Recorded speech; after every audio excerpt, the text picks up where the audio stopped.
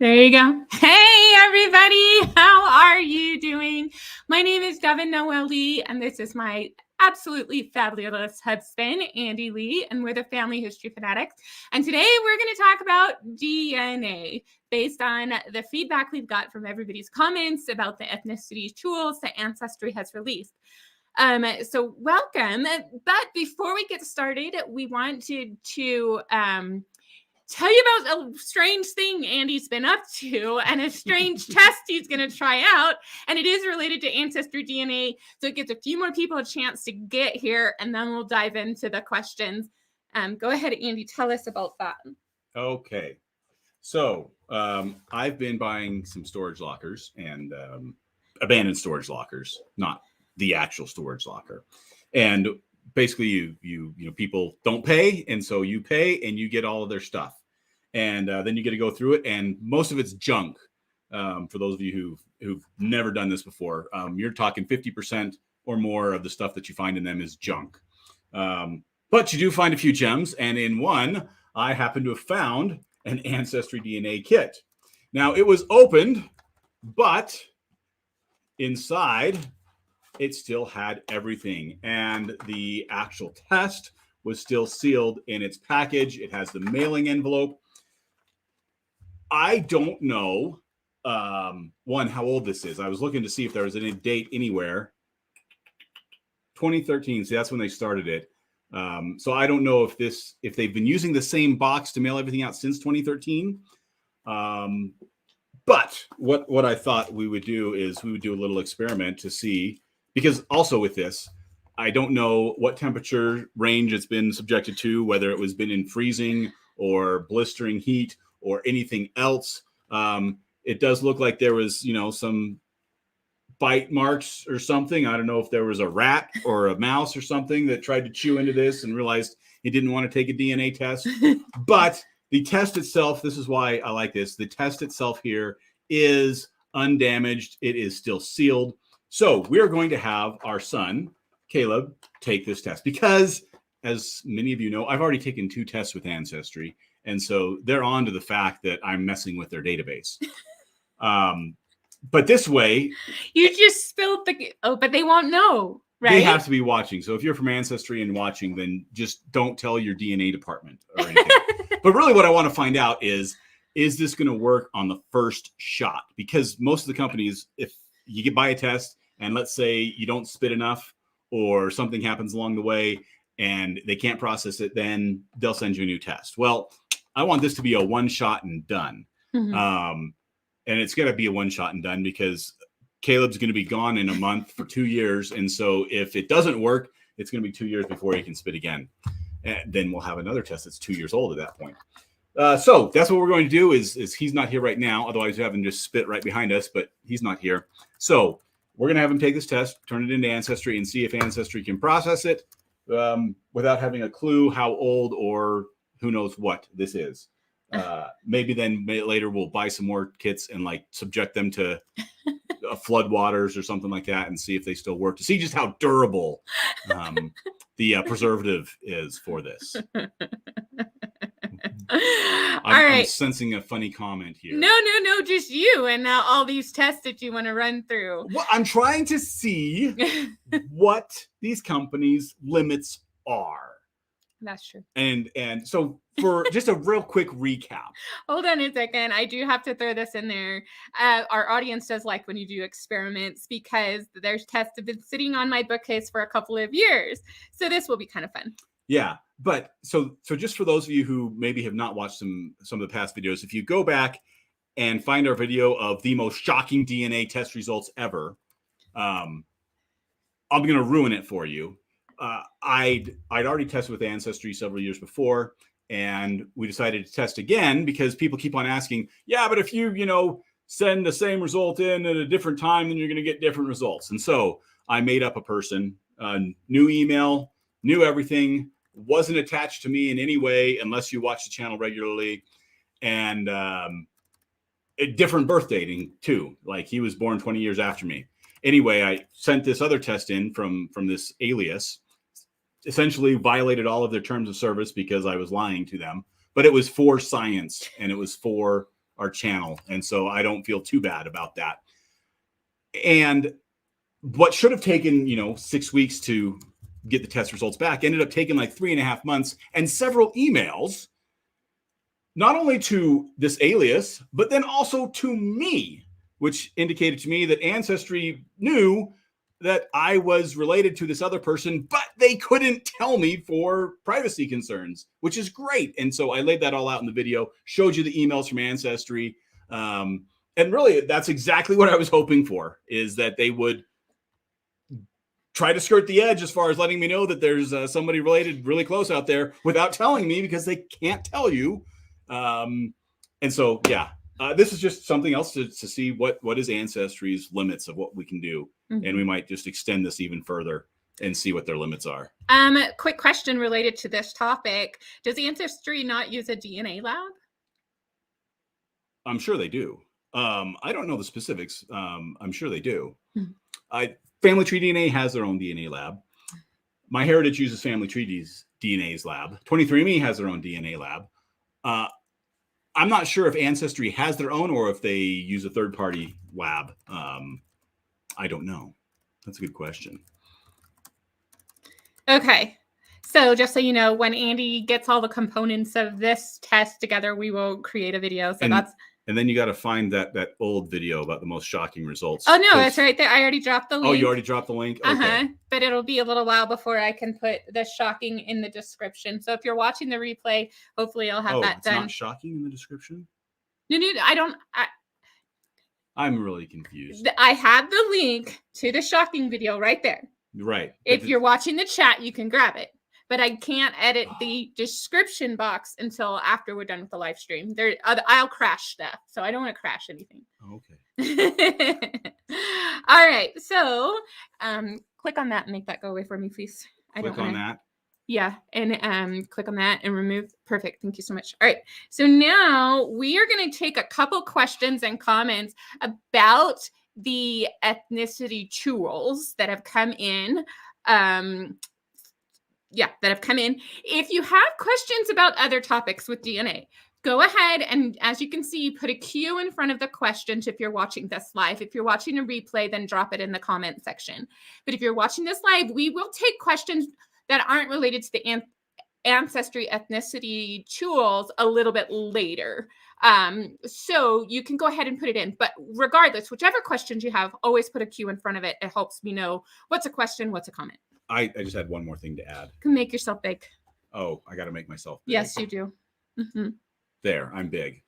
So I don't know what Ancestry's selling their test for right now. I have no $49, $59, $69, something like that. Chris, look up how much they're being sold for. Chris, give somebody a job. Okay, Chris, tell me how much Ancestry's selling their DNA kits for. And the reason why I say this is because the storage locker that I found this in cost me $35. And I'm pretty sure that's less than what a single Ancestry kit sells for. Okay. And it's for science. Hold on. So Darlene had said, I'll save my questions for later. No, go ahead and drop your questions now because they're answered in the order I'm typing. They are received. So Chris is smart. He's not checking the Ancestry website. He's checking eBay to see what random kits that you just found sell for on eBay. There you go. All right. So I'm going to go ahead and go to this one instead of the one you pulled up. And this is a question from Russ. And I need to do one more thing so you can get the whole thing. All right. Are you able to see the whole thing? Yep. Okay, perfect. All right. And it says, if I'm able to determine on a few chromosomes that say my mother's DNA is represented in the upper bar, is it safe to assume that all the upper bars are representation of my mom's DNA contribution, or are they mixed up, sometimes upper, sometimes lower? Okay, that is a good question. And I got to go back and see what they say. Okay. All right. So you got to switch back to mine. I can switch, or you can switch. So an Ancestry, they're confident in telling you that the upper bar is parent 1 and the lower bar is parent 2. So to answer your question, that's what Ancestry says.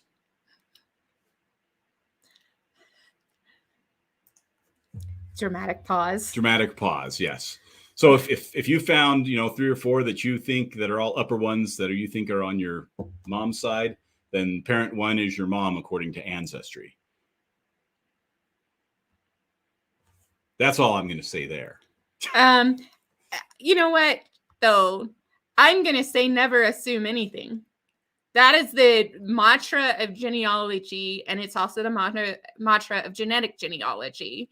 And this brings me to another question that I had while you were putting the video together, is you had made a statement that said, DNA doesn't tell you I'm from the mom, I'm from the dad. And so my question was, do you mean that there could be false DNA ethnicity showing up because they get attributed to the wrong chromosome, or can they actually separate the chromosomes and then see the ATCG, blah, blah, blah, blah, linkage going on? That is something that isn't made very clear, and I'm not understanding. Are you going to the whiteboard? Blank, yes. I was trying to remember what the... Blank.org, buddy. What the name of the website was. And I'm going to need to get up and get some stuff moved so you don't crash anything. And now where'd our pen go? It's back here. It's hidden. Okay. Aha. Okay, so pull up my blank, please. Okay, I'll switch it. Hold on. I just had to get some stuff done. All right. Thanks for your pausing. This is what live is all about, is that, when we do a pre-recorded video, we cut out getting up and the doors knocking and needing to switch things. So thanks for your patience. So we'll just pretend like this little sequence that I'm writing down here is a valid sequence. Okay. And the way that the DNA testing is this little bit on the chromosome, this is how it comes to them. So they know that in this position, and we'll make this easy and just call this 1, 2, 3, 4, 5, 6, 7. We know that in this position, 1, there is an AA. And we know in position 2, there is an AT. Now, you got one of those letters from your mom and you got one of those letters from your dad. When we say that the DNA doesn't tell you which one, it's because the A for your mom is the exact same chemical as the A for your dad. It looks identical. There is no difference whatsoever. Now, when we have things that are, what do they call this? Homozygous or something like that? Something like that. We know that we got 1A from our mom and 1A from our dad because we got 2 A's. So that makes it easy.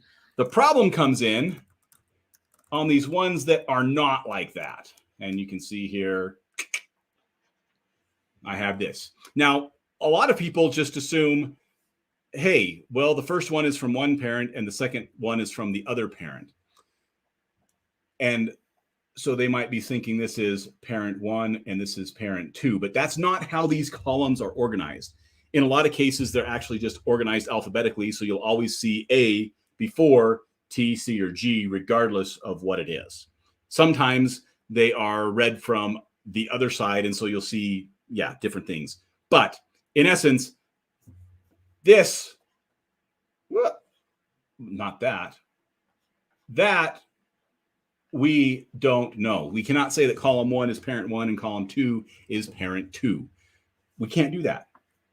So you've got to use some other way to figure out which one is parent 1 and parent 2. Now, the easiest way is to actually have your parents' DNA, in which case, if you know that parent A was an AA, well, then they had to be an A there because they are an AA. By default, then, that has to be from your mom. And that's because your mom is either a TT or an AT. You don't know which one, but you had to have gotten that from her simply by having information from that one parent. If you don't have information from those parents or one of those parents, you are making a guess. Somewhat educated, maybe, depending on what your algorithm is. But what you're doing is you're feeding this information and close nearby into the computer to try to guess which one or how to separate them statistically, probability wise. And yeah. So no, it's not always accurate at all. And that's one of the things I was trying to show here is that if this was clearly accurate, then everything that's represented by me, as far as my ethnicity results, should show up in one of my parents, but it didn't. When we're looking at, the chromosome level. So back to the question. Did I answer the question yet? Yes, I think you did. I have to expand it again. There we go. Yeah. So, because my question was, can a false ethnicity enter into the combination because of the, because you're saying Ancestry doesn't tell you maternal, paternal, and because many people who take a test don't have a maternal or paternal test taken in there, how do they absolutely know that the A's and the T's are separated, and therefore then you can make that decision that these are always, the top lines in the chromosome painter is parent 1 and parent 2. They don't, and that's why you went quiet, because you made the key point there. How do they absolutely know? Or you said some sort of a superlative like that. They don't. Okay. They can't. Okay. Now, statistically, they can make a pretty good guess that is right some of the time, maybe better than chance. Right now, by chance, 50-50, if you just chose randomly, 50% of the time you're going to get it right. How good is their algorithm? How much better than 50%? I don't know. I haven't delved into that, but with their side view now, I might be able to delve into that some and come up with a percentage of how good I think their algorithm is. But it's not 100%. Okay. It's better than 50%, I would hope. Otherwise, there's no point in using it. But it's not 100%. Okay. All right. So we have another question, and I think it goes well with it. I only have one monitor. It makes it really, really hard. Oh, you switched it for me. Okay. I did. Okay. I'm good. This is from Suzanne. We're working together. All right. Some questions came in and I want to grab them. All right. If my father has whales at the beginning of C3, I believe she's saying chromosome 3. That makes sense. And I have whales in the same area of C3. Can I assume that it comes from him and that the side of the chromosome is him? That one is my only split chromosome. And then she said, if that's the case, I know which one's parent 1, parent 2. So I'll answer this sort of the same way with some caveats. That's what Ancestry is telling you. That's what their algorithm is showing. But again, you always have to weigh that. In this case, yes, that may be correct. And you may have identified who your parent 1 and parent 2 is from that. But you also have to weigh that with what I was showing on the video of examples of chromosomes that don't match either parent. So I think what it is again, we're throwing darts at a dartboard, and we just don't know how big the bullseye is that we're throwing at. So some people, you might come up with some stuff that actually looks right, but you got to weigh that against other people that have things that are clearly wrong or incorrect. All right, I'm going to go back to this one because we made a policy where I'm going to scroll through some comments to ensure that I don't put something inappropriate up that could get us demonetized. But I have to find this one. It was from Ask Why Budgery. So while you're finding that, I'm going to actually just show this. I forgot that Family Tree DNA actually has a chromosome painter like this. I'm familiar with 23andMe's. And this is the first time this morning, actually, I looked at Family Tree DNA's chromosome painter. And I'm sort of disappointed because you'll notice here, if I go to, what is it? My results, autosomal results, my origins, where they break it out. They actually, break out percentage-wise, hey, 50% in England, 26% Central Europe, and 21% Ireland, and then this 1% in the Baltic, which is nice. They have that all broken out percentage-wise. But then when I go to the chromosome painter, they just paint the big one. And I'm just big, bright blue. And I like these other colors over here, Central Europe and Ireland. Those colors were nice. So, but what I will say from this about Family Tree's Chromosome Painter is their Chromosome Painter is the most accurate of anybody's Chromosome Painter, I think, hands down. I know that because all of my ancestry is from Western Europe, and they have all of my ancestry from Western Europe. Have you compared it? You said you just saw it today, so you haven't compared it to your parents yet to see if that holds up to be true. I am almost certain. I'm almost 100% certain from what I know about Family Tree DNA. I think there's a Family Tree DNA Chromosome Painter review coming in the near future. Here's why I say that it is the most accurate. Because all they're showing you is a really big area, Western Europe. Oh, so you're saying at the chromosome, Chromosome painter, at the continent level. That's the thing you always say, is that ethnicity results are good at the continental level. Yep. So if you've heard him say that before, type yes in the comments. So I'm like, wait, I've heard that before. All right, you found the question? I did. Okay, this is from Why Ask Why Budgery. You can see I did a search for Why Ask Why. Okay. So 23andMe or Ancestry allow you to modify your ancestry colors question modes. I noticed that too many of my lines are painted with faint shades of the same primary color, and it makes it hard to distinguish. Yeah. Okay. So I know exactly what you're talking about. And let me swap over to this one here. This is Ancestries. You can see, hey, they got this green, they got this blue-green, they got this darkerish green. And then we finally have a little purple down here. That's really the only color that changes. In 23andMe, again, we already discussed here that all of my ancestors are from Western Europe. So we have medium blue, light blue, a little green, and that.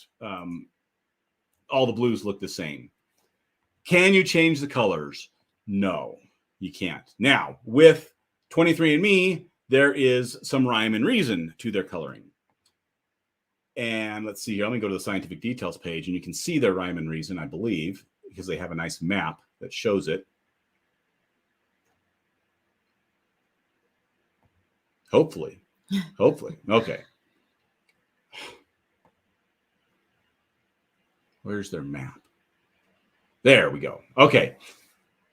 So they basically have continents, superpopulations, color-coded. So you can see here, and the colors are actually sort of a blendish of, and this is what some people don't realize, they are literally a blend of what some of the others are. So how closely related your colors are is actually an indication of how closely related you are to that population. For instance, let's take me here in Western Europe. We got this blue.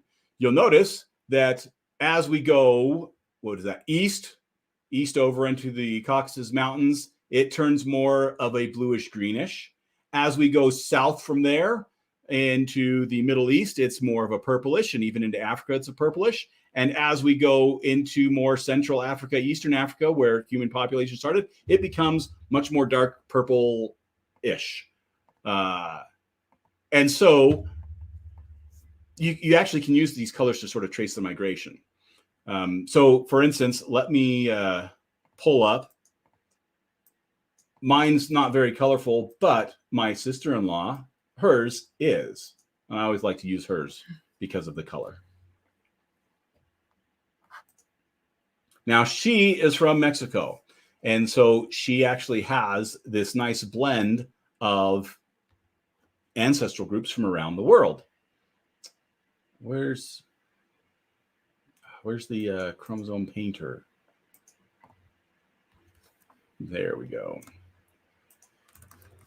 So you can see, yes, she has, about half of it's blue, but then she has quite a bit of yellow, which is Native American, as well as some of the purples that are from sub-Saharan Africa.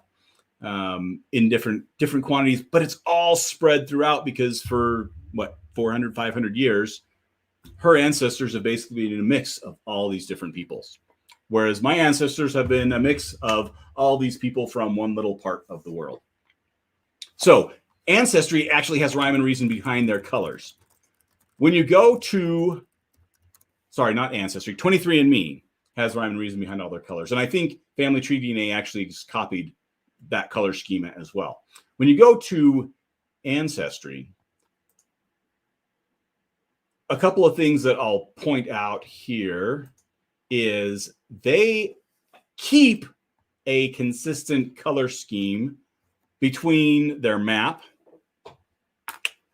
So you notice this map sort of here, blues and greens and purple, to their, where were we just hit at? Right here. To their new side view and their chromosome painter. But these colors are not tied to that specific country necessarily. Oh, you're on this, so I'm not logged in. So I can't show the other people. Well, so if you can come off, you can switch. Okay, well, you got to talk then while I switch. I have to talk so he can switch. So there we go. Well, thank you guys so much for asking tons of questions. I want to let you know that we have gotten all of them. I wanted to say a quick hello to those who have popped in. Hello, Lily. Glad to see you here. Christopher, I don't see your hello, but you dropped a question. Glad you're here too. We want to thank Mary Malarkey, I believe that's how you say, for the super chat. Thank you so much for supporting us in this way. Your question is going to be the first of the non-ancestry ethnicity questions. You will get answered today. So just wanted to let you know that anytime you're ready, just give me a little nudge. Well, we can actually do her question after I answer this question because super chats be pushed to the front of the line. Well, I know, but I was trying to keep it for replay. I was trying to make things like in clusters. Yeah, but I don't want to forget. I got it flagged. I'm on it. Brenda, you're here from New York. You ready? Not yet. Okay. Let's see who else. Julie Henthorne, you're here. Howdy. Glad you made it. If there's any other new timers who I haven't welcomed to the stream, I'm so glad that you are joining us. And I'm going to tell our little story about being a couple. We had gone to a genealogy convention. I think for the first or second time we'd actually gone to that one. And I was over here just like playing with his hair and whatnot. We're just chit-chatting. And this woman finally goes, "Are you two married?" And we're like, "Yeah." And she's like, "I saw in the program Devon Noel Lee and Andy Lee, but there's lots of people with the same name or surname in the genealogy education industry. I didn't make the connection. You're married, and here you are playing with hair." She thought we might have been cheating on our spouses. So she was relieved to find out that we were a couple. All right, okay, you ready? I'm ready. Okay. So put it on. I can't put it on. Oh, why can't you put it on? Oh, I can. Okay. It keeps showing me remove, and I don't want to do that. So here is a friend of mine, African-American. You'll notice color schemes. She has a lot more colors, but the big colors, it starts out the same big colors as mine. Green, light green, teal, whatever, blue. However, the country list is completely different. So whereas I had England as my green color, she has Nigeria as her green color. And then Cameroon as her next color, and then Ivory Coast and England. So what Ancestry has done is they have not tied colors to countries. They have a hierarchy of colors. Green is always going to be your biggest percentage. And then that light green is the next one. And it sort of follows a little rainbowish color thing. But it's all based on percentages. And so that's one of the things that makes it very confusing when you're comparing two people. Because if I just looked at this graphic here, then I would be thinking, oh, they're actually somewhat similar to me. We both have a lot of England because that's what I have and it's green. And no, I'm not sure how much more different we could be. So that's one of the things that's confusing, and you can't change the colors. And you know what, Andy? What? You're not alone. So in the chat, tell us if you love that the colors are connected to the percentage size, or if you hate that. Go ahead and let us know in the comments. Well, and what it is it was tripping me up throughout the whole video as I was getting all the stuff ready to record it, because I was comparing me to my parents, who my parents obviously are very similar to me because I have half of their DNA. And so I kept on in my mind forgetting that, hey, these colors don't necessarily line up. Now, the big one, the England, that was fine for both of them for that green. But when it got to the Ireland and Scotland and whatever's, each of my parents had a different color scheme than I did. And so I had to keep on flopping that back and forth. So yeah, that is really confusing. All right. So this is another question. And it came up during the premiere. Now, if you guys haven't watched a premiere before, hold on. If you haven't watched a premiere before, it's like a watch party. I made a little short video kind of explaining it because I've had a number of people are like, what are they? What are they supposed to do? So we get together and we chat in the comments. And if you're looking for community, this is a great way that so earlier I said, hey, Chris, go do this thing for me. Well, that's because Chris comes to a lot of premieres and we've gotten to know each other, and he's just a whiz in finding information. Did he find our information for He us? didn't find it. He didn't find the answer on eBay. If he did, then it's missing. But in any case, during our premieres, this is a great time to ask me questions, particularly on the research questions on this channel and our other channel, Write Your Family History. Just type in Write Your Family History and the channel comes up. It's a brand new channel. And then you have me for 15 minutes before and then during and then after. And this is a great way to get your questions. And then especially if it's a good question, I'll go, Andy, you gotta answer this, Anyway, so that's great. Andy can't always guarantee they can show up in the premiere. So the Wednesday ones, I don't promote as much, but we do like to hang out. So if you want to hang out with people and watch the video together, that's great. All right. So this question, and he did. Stacy says he did 32 to 49. Oh, We perfect. missed it. I'm sorry. Forgive me, Chris. I missed that. My apologies. So I bought the storage locker for the price of an ancestry test, and I got an ancestry test out of it. All right. And see, notice how Kevin and Stacy went to bat for Chris. This is the community that we're building. They're like, hey, don't call him out. He did good. All right. So here was the question. All right. So in the video about the chromosome painter that was released this past Wednesday, you had complained that when you looked at your DNA, are you in yours? I'm in mine. Okay, good. No, I'm sorry. I'm in my friends. I'll change to mine. Well, either one works. So in yours, you had come up in your chromosome painter and saying, hey, I have this Norwegian. And then I went to my parents and neither one had that Norwegian. And so the comment was, well, of course, they're not going to have that Norwegian because Ancestry is doing the chromosome painting on your parents' test. And I think there's some confusion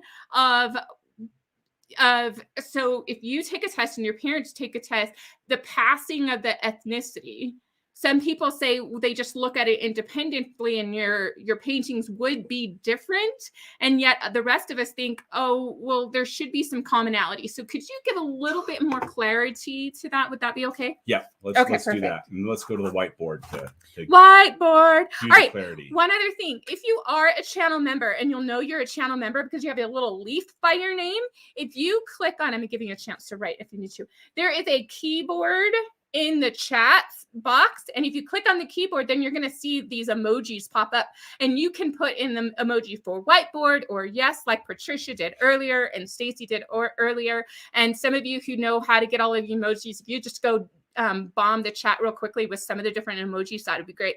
But I just wanted to let you know, if you are a channel membership, there is that little perk that you can participate more fun with some of the various emojis, and that's how you get them. So I see people, Patricia and Stacy and Kevin have found the whiteboard icon. Unfortunately, the StreamYard doesn't let me pull up view and show the little graphics of the whiteboards. I just know that you had them there. So anyway. And Robert, to get your leaf back, you just have to log in with your account and click on join. So subscribe is free. and that will give you little notifications when we go live and stuff. And then join, that is for our paid content. So that's where we have a library of exclusive webinars for channel members, plus all these little perks that people are dropping, like Kevin and Stacy. So, all right, I'm done. All right. So for this, remember, we have to make a assumption. And the assumption that we're going to make for this part of the explanation is that it perfectly represents your heritage, your ethnicity, your admixture. Okay. We're going to assume that what's reported perfectly represents that. All right. So here's my dad on the left side, and here's my mom on the right side, and there's me. Now, I can only get something from either one of them. I don't have to get everything of something from them, but I can only get something from either one of them. So for instance, E is England, we'll say. And let's say I have an E of 50%. Oh, well, you know what? Actually, that ties in well because both of them came with some E. Well, then I got, let's say, some S, and I got 15%, and S is Scotland. Well, I also got some of this SW of about 15%. And I'm trying to do easy math here. And then I got some I of 10%, and I got some G of 10%, and that's it. Okay.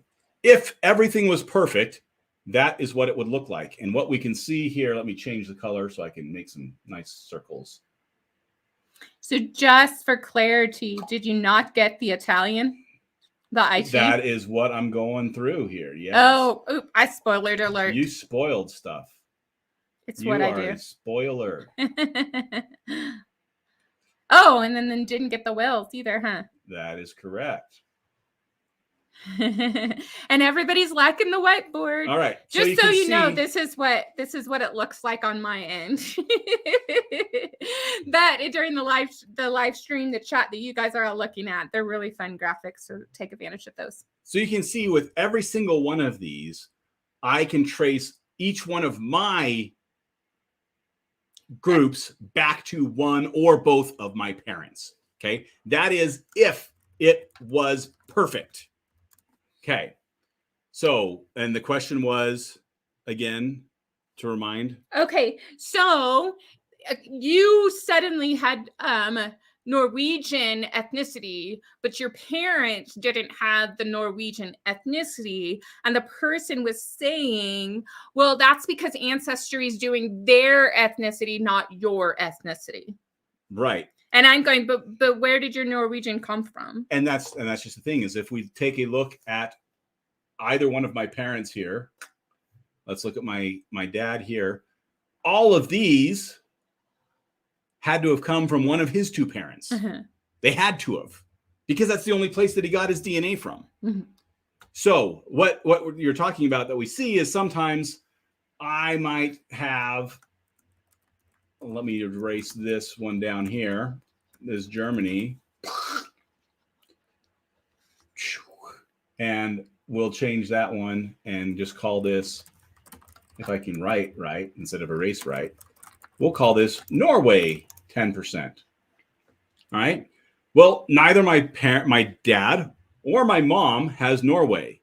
Now somebody's going to pipe in and say, oh, but somebody has Sweden and that's pretty close to Norway. Except that I already told you what the assumption was at the beginning, is that this perfectly represents it. And so it can't be that, because I actually have plenty of Sweden already identified as well. So they can distinguish between Norway and Sweden. What this kind of result should tell you is that it's not perfect. That assumption that we made at the beginning is wrong. It's not that this doesn't perfectly match you. It might, but we can't say that it perfectly matches you, because any result like this with an N, well, one of my parents would have to have that N as well. And there's simply not enough data, and there's not enough granularity of that data. And that data is pretty messy as it is. And so yeah, you're going to see anomalies in this, and particularly the more the more results you see, the more anomalies you're going to see. So that's why I say when people say, "Oh, well, this would match me perfectly," it's like that's great, but that has to be weighed against the person that also says this doesn't match me at all. Mm-hmm. Okay, both of them came from the same company, so you can't say, "Well, this is the most accurate." Well, if they threw the dart at the dartboard and they got a bullseye for you, that's awesome. What if they missed the dartboard completely for this other person? Mm-hmm. Sure. Awesome. Okay, so we're going to start taking some of the questions, and we're going to probably jump around because you wanted to make sure we got the super chat one first. So let's go ahead and tackle that one, Miss Mary. Thank you for that super chat. I do appreciate it. Oh, that was the follow-up. Hold on. Oh, shoot. Did you just delete it? No, I didn't. I unhide it. Okay. That goes. Okay. Well, don't show it. So we have this here. Okay. All right. So the question, don't highlight. I'm not going to yet. All right.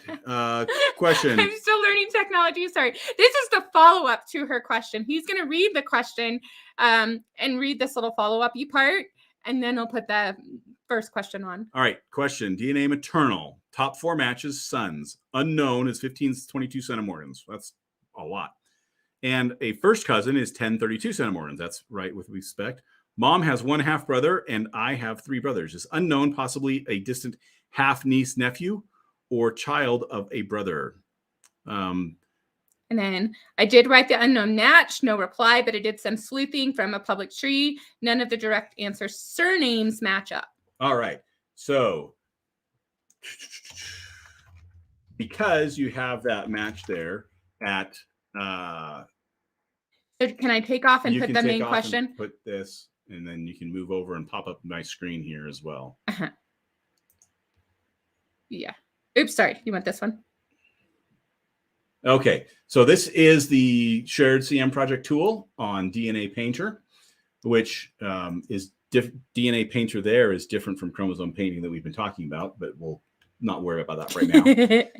So here, her unknown is 1522 centimorgans. Now, before I put this in, I already knew, hey, this is one of these relationships right here, 100%. This person is either, well, close. I'll make a caveat after I say this. This person is either a grandparent, which I'm assuming you know is not that, an aunt or an uncle, not a half aunt or uncle, an aunt or an uncle, which I'm guessing you probably know it's not that. A half sibling, a niece and nephew, or a grandchild. That is it. That's all it could be at that amount. Now, here's the caveat. If this person is related to you in multiple ways, so they have a couple of lines that actually come up with this, these would still be somewhat close relatives, then this could actually be a double first cousin.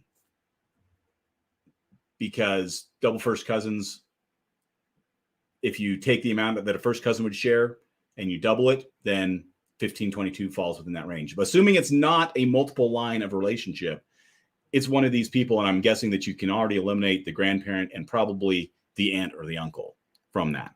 And that's one of the power of these tools, particularly when you have a really high centimorgan, is it narrows down what those relationships could be really quickly. Okay, so how does she handle the surnames not matching up? Well, the surnames not matching up is not really something to be concerned about, because if this person was unknown, then they might have been adopted out, and so in which case there's not going to be a surname match there. This might have been a extramarital affair. This might have just been a hookup before people were married, and so there might not be a surname match simply from any one of those things. Mm-hmm. In this case, if you're able to get in contact, and I know you've already tried, that's the best way to find out what they know. Mm-hmm. If they know who either one of their parents are, mm-hmm. Or more about where they might have been born or anything like that, and you can maybe match up based off of place. Mm-hmm. And that's one of the key things is with unknown relatives like this, that you don't have a surname match. You're starting to look at, okay, well, who can I put in the same place as my relatives to figure out how this relationship could be. But the key for you is you only have a few people that you have to really be looking at, because it can't be anything else. Mm-hmm. I'm guessing it's not your grandchild, and it's not your grandparent, and I'm guessing it's not your aunt and uncle. So you are literally down to a half sibling or a niece nephew, or the double. Yeah, or a double relationship. Okay. All right. So, Miri, I hope that answered your questions. If you have any follow-ups, since you did drop a super chat, I'll be on the lookout for those.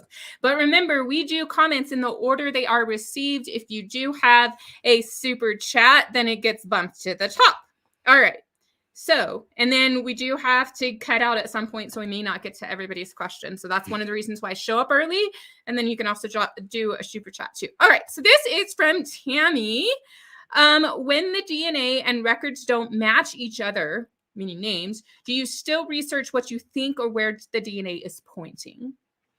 I would research both. Now, with emphasis on the fact of where the DNA is pointing, you've got to narrow down the list. And that's what we were just showing using a tool like the Shared CM project.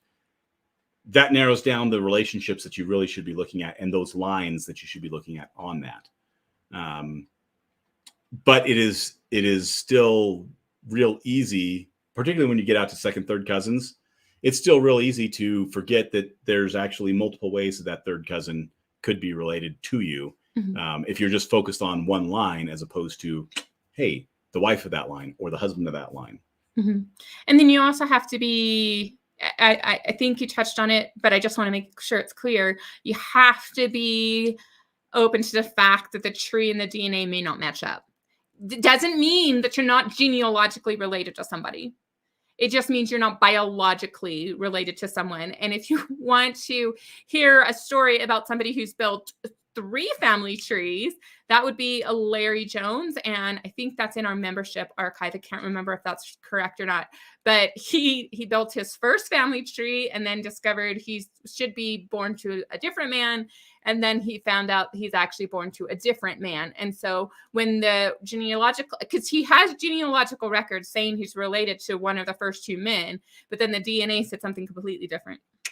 So you have to be open to those possibilities. All right, so this is a 2-parter from Stacy, and this is related to Leeds method. So now we're definitely in Q&A. We may cover some ancestry, ethnicity, and we may come back to other topics too. So what does it mean when you make a Leeds chart and end up with matches that don't end up in a group? I have 3 for my grandma. 2 are in the first cousin range. The third shared 125 cm. The follow-up is, I did purposefully skip people who were in the first cousin range, which is how I know I skipped the first 2. I have 9 groups. So my guess is then that if you look at your groups and who your lead person is for each one of those groups, you're probably looking at some third cousins or maybe even some fourth cousins as a possibility. If you're coming up with 9 groups, that's likely what's happening there. Because with second cousins all share DNA, all second cousins, not second cousins once removed, but second cousins.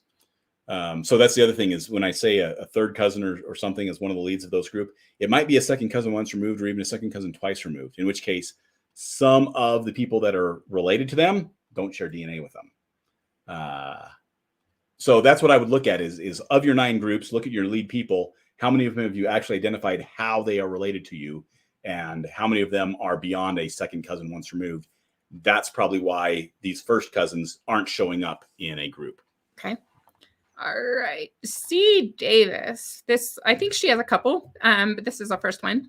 Why DNA or autosomal DNA better to point to a particular brother or cousin as great-grandfather?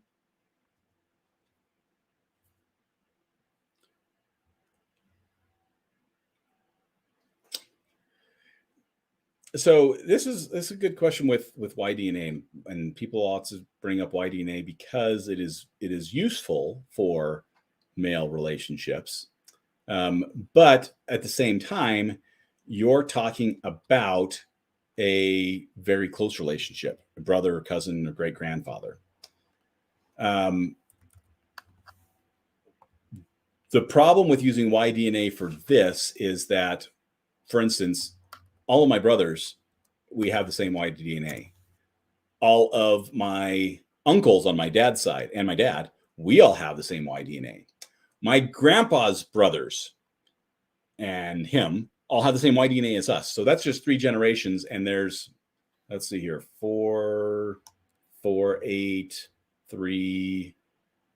So there's 11 people plus the descendants of those other brothers and the descendants of my uncles. There's probably 50 people right there, just in 3 generations, that we all have the exact same Y-DNA. So autosomal DNA is useful because it helps to separate out how closely related you are. In other words, comparing my Y-DNA or my grandpa's Y-DNA to some distant relative's Y-DNA, it's going to be the same, and it's not going to tell us how closely related that person is necessarily. But comparing autosomal DNA to at least within 5 to 6 generations, some other relative's DNA, that's going to give me a better indication of how far back that I'm looking. So I would almost always start with autosomal DNA. It's only when you get to where Y-DNA is going to answer the question that I would even worry about Y-DNA. Awesome. Now, this is a first-time commenter, I believe, and I'm not sure how to say all of that. So 658, we're going to go with that. Dwelt Patata. Is it? Yeah, Dwelt Patata 658. Okay. I had less than 1% Japanese and Korean. My fathers have done the DNA test, and none of them have any percentage of Japanese and Korean. What does it mean? And he does have a little bit of broken English. He's trying to translate it. So Thank you for trying to translate. You've done a great job. No, that's a good question, because this actually comes up quite a bit. And this is sort of what I was talking about at the beginning when we had the chart there. Whatever you have has to have come from your mom or your dad if it is correct. So if it doesn't come from your mom or your dad, well, then it's not correct. Mm-hmm. Now, how is it not correct is still up for question. Is it not correct in that your dad or your mom had Japanese, it just wasn't showing up? That's one way it could not be correct. Or it could not be correct in that, no, you really don't have Japanese, but the combination of whatever your mom and your dad had at that point looks sort of Japanese-ish. What does this mean? Do I have Japanese ancestors or not? If you have done some genealogy research and you don't have Japanese ancestors, you probably don't have Japanese ancestors. And this 9% or 0.9%, sorry, less than 1%, 0.9% is probably just some mistake as far as how the algorithm is interpreting the data. Okay. Because remember, the algorithm doesn't know what letter goes with which person. It just knows that there's 2 letters there. Okay, C. Davis. I said she had a couple. Have you tested with living DNA? And which DNA lab? Yes, I have tested with living DNA. This was about 5 years ago. And we did a video about it. And after the video, I will put a link to that video in the description. That way I can stay on top of the videos that are coming in. And as far as which lab, I have no idea which lab they use. Okay. And then... So there is a question, and this comes up all the time. Do you find I'm guessing it's Seq, like for sequence, to be a good testing company? I might be able to share real quickly. There's a website that I found. Okay. So yeah, you can see it over there. Oh, okay. Honestly, I don't know. I've heard of YSeq, but I've never used them. And that's mainly because I've not gotten into much heavy Y-DNA testing at all. Because, yeah. Well, just a quick overview. I don't see tree building, number one, and it's $350 some odd. Now, they do say, hey, we do a whole genome sequencing. And that comes up a lot in the various comments. So what do you say about companies say, hey, we do whole genome sequencing, number one? And then also when it comes to genetic companies, what are the things that you look for before you even consider spending your money on them? So whole genome sequencing, well, that's only as good as how many people have actually had their whole genome sequenced. And since there's not a website that I know of or a database where you can actually compare whole genome sequencing, simply because your genome is humongous. I mean, if you look into the companies that do whole genome sequencing, they don't send you a download for your raw data. They send you a hard drive for your raw data, because that's how much data it takes up. So it's not something that really is going to be compared. And most of the data on there is the exact same. Like 99% of the data on there is the exact same as everybody else. So you're paying, in essence, for a novelty at that point, which if you want to, that's fine. But from a genealogy perspective, it's not going to help you right now. So what do I look for in a website? Well, again, this is from a genealogy standpoint, not just a novelty standpoint, because some things I've bought for novelties. Like a storage locker. Like a storage locker, like these extra Ancestry DNA tests. Is it going to help my genealogy? No, this is not going to help my genealogy. It's a novelty, but it helps answer some people's questions and show that, no, these companies actually do have something going. It's not just a gimmick thing. So what do I look for? Well, one, you have to be able to match with other people. If it's a DNA company that you're testing with that you cannot match with other people, it's no good as far as genealogy. No good whatsoever. Two is some tools to actually analyze your DNA to see how you match with other people. That's something I look for. Tree building. It's not necessary, but it's helpful. There's plenty of other tree building websites, but it's helpful that if you can do that. And then the other is also some way to contact your matches. If a company just tells you that you have matches, but it doesn't have any way to contact you, then it's almost worthless for genealogy. Not quite worthless, almost worthless for genealogy. And that kind of takes care of My True Ancestry and quite a the other ones that Andy's like been asked, what do you think of it? And we keep just going, go watch the CRI genetics video and here's the, but I like that you condensed it into a quick response. All right. So Christopher, are ethnicity predictions based solely on where ancestors lived? That would be an incorrect way to categorize it. Ethnicity predictions are based on where people have said all of their ancestors have lived in the last couple hundred years. So there's obviously some problems with that. One, they could be wrong. They don't know if their ancestors actually lived there. I'll give you a quick example, and this is actually something more recent. Is I had a friend from work that he was telling me that we were talking about genealogy. He was telling me about when he was growing up, he remembered his parents speaking German and all of his German ancestors when they immigrated over to the United States, and their families had immigrated over about the turn of the 19th or 20th century, so 1900, 1910, that time period. So just within the last 100 years. And so he's always talking about all this German stuff there. Well, we went and we looked up. I was showing him, well, hey, let's go look up, on the census, and I'll show you the stuff. And so we looked up on the census, and it's saying that they came from Russia. Well, Germany and Russia are different countries. And when you actually went down into it, what it was a community of German immigrants who had immigrated to Russia much earlier, and then later immigrated to the United States. Now, this group that had immigrated to Russia basically stayed within themselves, and so they were still very much ethnically German as Germans that were staying in the homeland were when they immigrated to the United States.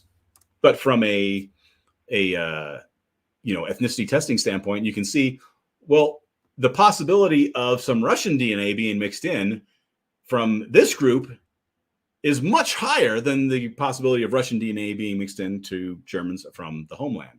Would that be Volga German? That would be the Bessarabia. Bessarabia. Yeah. Okay. Awesome. And so yeah. That I hope that answers the question.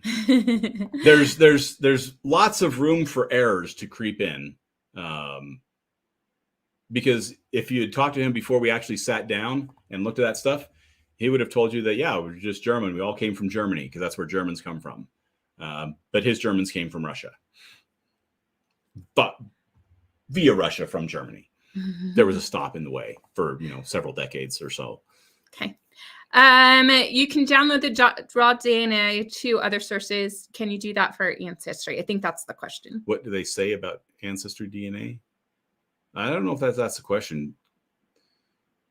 Yes, you can download your data from other services, and you can download your data from Ancestry DNA. But you cannot download your DNA from other DNA services and put them into Ancestry. Correct.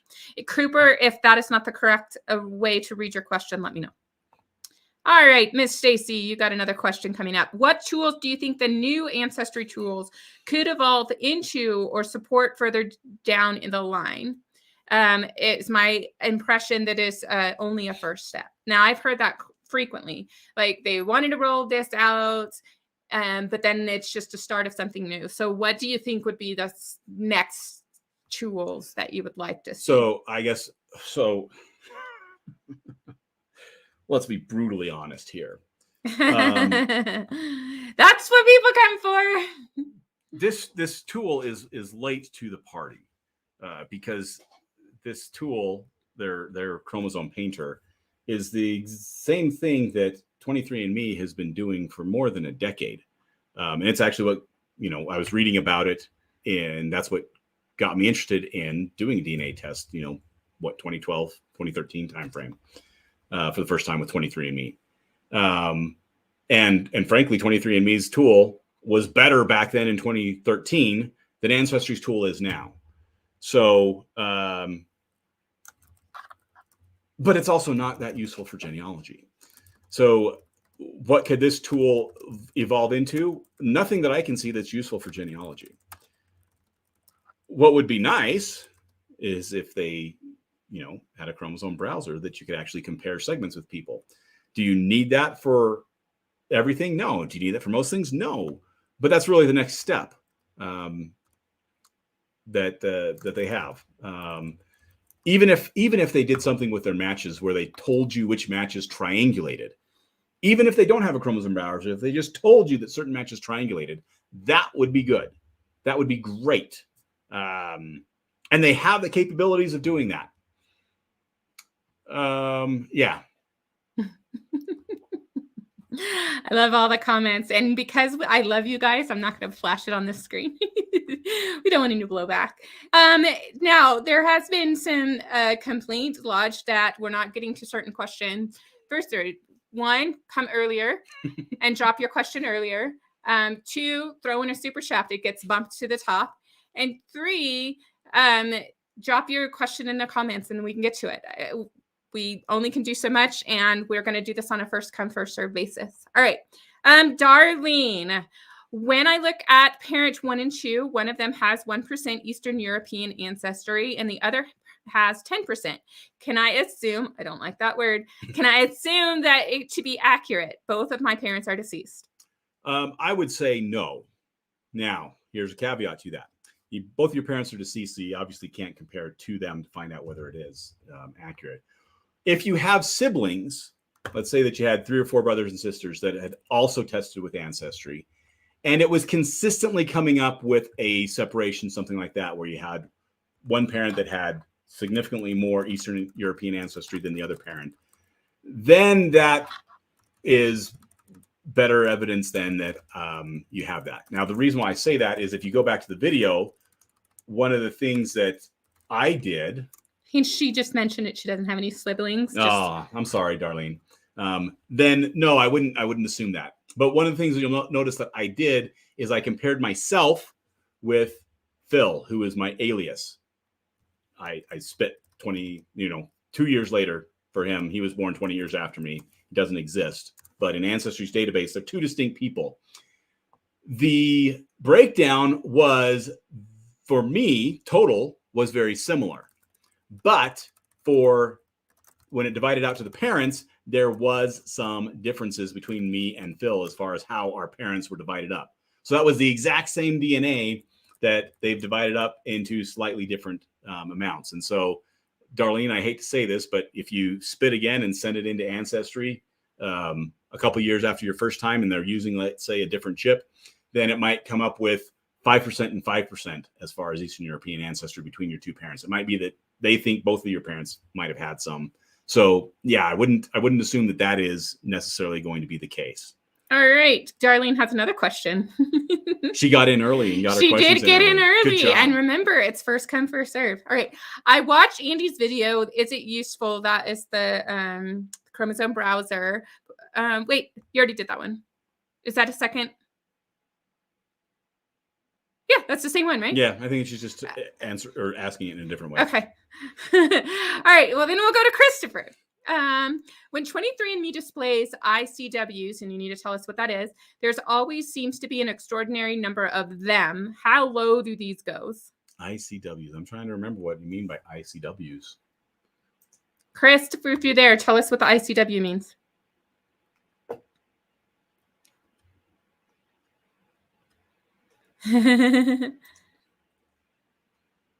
ICWs. Oh. I think I might know. So acronyms are great, but usually if you're going to use an acronym, in common with. Thanks, Greg. Oh yeah. It helps if you throw it right after. Yeah, Christopher was confirming that it's in common with. Okay.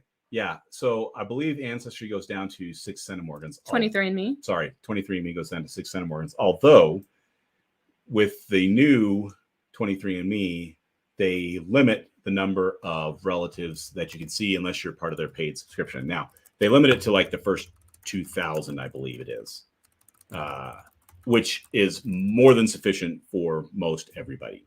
Do you need to see all 20,000 people? No, because after that first 2,000, all the rest of them you share like 6 centimorgans with. So, yeah. Okay. All right. Julie, you've been patient. I wonder about the accuracy of the ethnicity of the chromosome browser. It seems like there should be more switches between ethnicities. Yeah, there should be. And I'm assuming this was a question. You know, sometimes you guys make statements and there's really a question in there. So that's why I went ahead and tagged that. There was a question, and I do remember that I think it was Tracy who started with a T. Patsy, I'm sorry, Patsy T. Well, if you want to drop your question, I remember seeing it, but it's gone now. So if you want to drop it, that's fine. Okay, so real quick. Yeah, you should see more switches because the only way you're going to get full chromosomes, and I did a video on how old full chromosomes could be, and it's actually surprisingly recent. You know, the probability of getting some of these longer chromosomes as a full chromosome from one of your parents is 10% or less or so. But me, and this is just me, it looks all blue, right? But even then, if I just look at the British Irish, well, you can see that it's actually been chunked up quite a bit. There's some full chromosomes, but the full chromosomes is not the majority of it. French German, it's been chunked up. There happens to be a couple of full chromosomes in the smaller chromosomes, which is what you could expect, but it's still chunked up. So yeah, you really should see it chunked up, particularly, and I'm like heavily just British Irish for them, almost 80%. And it's still chunked up quite a bit compared to Ancestry. Mm-hmm. And Julie, I dropped in the chat the video where Andy was talking about how long can a DNA remain unchanged. And so if you're watching a replay, I'll put that in the description box a little bit later. Okay. All right, Elizabeth, how can I figure out parent 1, parent 2 if Ancestry says Scotland from parent 1 and Welsh from parent 2? My mom's DNA on Ancestry shows Scotland. The update says parent 1 and parent 2 have Scotland and Wales. Yeah, and that's why I've seen some different people that have commented on different Facebook groups and YouTube about, oh, well, I was able to figure out who my dad was. And I'm going to just go back to this dartboard analogy. In that case, I think that Ancestry threw the darts at the dartboard and they hit a bullseye for that person. But you have to weigh that against all the other darts that didn't hit the dartboard at all, let alone the bullseye. So Scotland and Wales have very similar DNA. I think you should just be satisfied knowing that your parents are from Scotland and Wales, and this isn't necessarily going to help you separate out who they are. Okay. Now, I remember Patsy had put in this question, so I'm going to bump hers in because I requested it. I don't want any of you to think we're doing line jumping. I promise, but I do remember it, and it went by, and it was my fault. So she said, my son's ethnicity says 45% Scandinavian. No cousin matches are showing apart from Serbians living in Scandinavia. How is that? Well, and second cousins to third cousins, not all distant. It might be that there's some mixing of DNA between the Serbians and the Scandinavians. It might be that it's just wrong. That's the problem is with DNA when we're talking about matching people. So you have this match. That means that your DNA actually matches at some segment. When we're talking about ethnicity percentages, we're now talking about a estimate for you plus an estimate for them. And so there's two uncertainties that you've put into this equation that is uncertain to begin with, as opposed to matching where it says, hey, I'm a match. So yeah, that's why I don't look at ethnicities really for any of my genealogy research. You also didn't talk about how it depends on the company. Oh yeah. This hits me all the time. And some people can relate to that. I have my paternal line, my dad's dad. They're from Germany. And then there's Germans that mixed in. And then I have my Canadian Germans. And so his side has a ton of Germans. And then I have a Swedish person on my mother's line. Most everybody is English until we cross the pond. And we haven't crossed the pond recently, except for that one Swedish ancestor. And so I go on to Ancestry and they tell me I'm a certain percent German and a small percent Scandinavian. I go on to my heritage. They say I'm a huge percent Scandinavian, a tiny percent German. I go to one of the other ones and it's all mixed up. So if you have German and Scandinavian, the chances of it being mixed up all the time, I've read comments, like years of comments, and it seems to be such an enjoyable fact with if you have German and Scandinavian, none of the companies can keep your Scandinavian and your German straight. Him with his English and his Irish and Welsh, it seems to be consistent across the platforms. But for me, none of them are in agreement. So which one's right? I look at my family tree. That's what I do. All right. So this question is from Chris. Is the side view really going to help someone if one parent is mostly one in ethnicity to begin with? My dad is mostly Italian. My mom was French and English. How would side view help? And it was funny. Remember I talked about premieres? Chris had said, what's it going to tell me other than a recipe for biscotti? So that's why you go to premieres, because people leave funny comments. It's not even going to tell you a recipe for biscotti. No, I don't think it's going to be that much helpful. And again, that's why I don't use ethnicity in any of my DNA research. It is a side thing. And then just going back to Patsy with the 45% Scandinavian. Yeah, if you test with Ancestry, my guess is you're going to get more German or something else. So because you have high Scandinavian on I had a huge high Scandinavian on my heritage. Anyway, okay, so C. Davis. We're going to wrap it up. Yep. Okay. We're going to do 3 more. And then everybody else who came in afterwards, I'm so sorry. Put your comments in the main comment section of this video, okay? Just remember to come in early. As soon as a video goes live, you can drop a question. Like when you see that it's coming, put your question right there. Okay, and then it gets a chance. Or you can do a super chat and then it always bumps to the top. All right. Why does Ancestry not show my European American communities at 40% as they do for my African American communities? Really want to know the European community info. It does not show it. So are you talking, I'm guessing she's talking about like these communities? I'm guessing. Or where's the communities? DNA communities. I would guess that it is simply because, well, one of two possibilities. One, they might have a limit to the number of communities that they show you. And since you have enough that are already in the African communities, then it defaults out and doesn't show you any of the European communities. Or you don't match closely enough to enough people in that community. For instance, if you take a look at my communities, I just have this one Devon, Cornwall, England community, which I know for certain because my great-grandfather was actually an immigrant from Cornwall. And so that makes perfect sense that there would be that community right there. And then I have this Mountain West Mormon Pioneers community, which I also know is for a fact from doing genealogy. Are there other communities? Well, yeah, because I know I'm descended from the early Dutch that settled in New York. But that doesn't show up at all. I'm also related to some of the early Virginia families in those communities, but that doesn't show up. So it might just be that I don't have enough connection as far as my DNA with people that have been identified in those communities as well. Okay. There was a quick question that I need a follow-up before I can answer, because I can answer this in the comments. Mel Petre had how do you get a breakdown on the video? You just found the channel. I'm glad you just found the channel. We've got a deep archive of videos for you for genetic genealogy and genealogy research, but I don't understand what you mean by breakdown. So if you can clarify, that'd be great. So this is a 3-parter. Okay. I did my heritage DNA test, but I bought this kit 3 years ago, and I did the test a month ago. It was water or something. I'm worried that the effect my result could cause. I already have my results, or does it not affect it? So this goes back to what you talked about at the very, very beginning. Yeah. I suspect that so it's not just water. There's some preservative in there for it. And I suspect that it is good for a long time.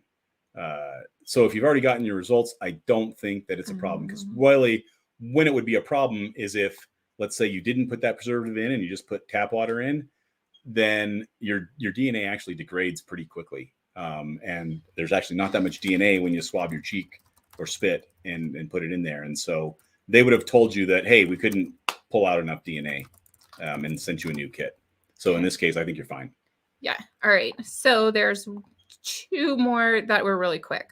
All right. And Mel Petre, you're asking about the chromosome lines. I'm going to direct you to leaving us a comment in the main section, or you can always send us, use our contact form at familyhistoryfanatics.com/contact. And then you can really explain what your question is, because it's kind of brief and I want to make sure I give you the right answer. But the next question is from Mike. What records exist for adoptions through the 1890s to the 1910s? Whenever I don't know a research question and I'm trying to figure out what records are available, I always go to Family Search Wiki. So the Family Search Wiki is a research website. It's absolutely free. And you just type in any topic. So United States adoption research, and notice it'll say early adoption record before 1900s, finding recent adoption records and further reasoning. And then we'll go through and give you a brief overview of the types of records that might be available, as well as some additional articles based on state with some further reading. And this applies to just about any topic you can think of in genealogy. How do you find military records for the Korean War for people who were in Canada? And that's assuming Canada and Korean, whatever. But you get the idea. Use whatever country topic and put those combinations in the Family Search Research Wiki, and you will be able to find a lot of introductory information. And the last one that I want to show you too, I did drop a link in the comments for the adoption playlist.